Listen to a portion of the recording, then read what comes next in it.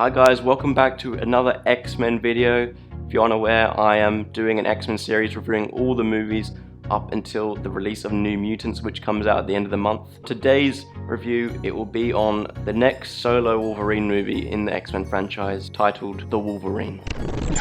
This is the X-Men franchise's second attempt at a solo Wolverine movie, and it focuses on Wolverine going to Japan to meet an old friend whose life he had saved many years ago in Nagasaki. He gets caught up in a conspiracy involving the Accuser gang and even some mutants.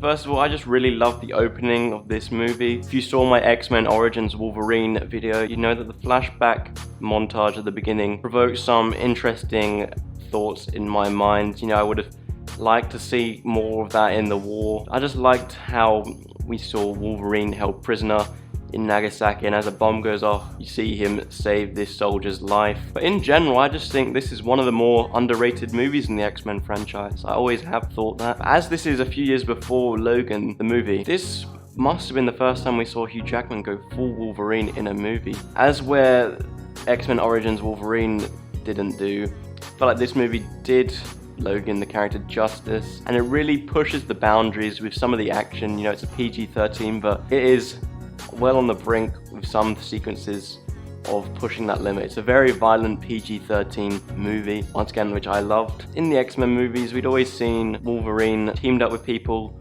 trying to find these people to attack and stop them. But here, straight up, he's trying to protect this woman. He's on the run constantly, and it just makes for an interesting premise, especially since it's in a different country. It's in Japan. They use the advantage of a foreign country to its advantage to make it feel very unique. In truth, it had some great action scenes. There was a few moments where it had the shaky cam, but it's made up for some great action scenes, very unique. We'd seen him fight all these mutants or seen them up against people with guns, but in this, no, it's more katanas, bow and arrows. There's this bullet train sequence, which was a lot of fun. Probably the best sequence in the whole movie. Just in general, some great action scenes. Action scenes which are very underrated within this franchise. Now moving on to the cons. This movie had mostly been a very fast-paced movie, which was great. But then when it got to about the 40th minute mark, it kind of slows down, it loses its momentum going into the final act. It includes an unnecessary romance on top of the very silly comic booky kind of villain plot.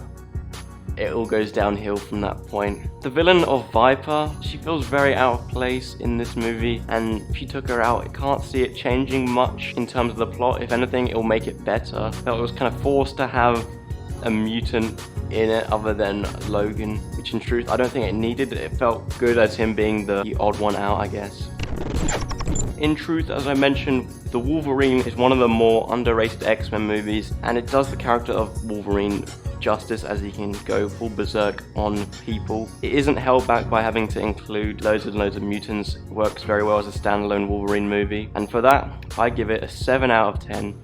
And I recommend watching. If you haven't seen any of the X-Men movies and you want to understand Wolverine better, this is a good movie for it. Thank you for watching. I would really appreciate if you would like and subscribe, as I have a lot of videos I'm working through this month, and it'll just keep me motivated to keep making them. But yeah, anyway, thank you for watching. I hope you enjoyed, and I hope to see you in my next video.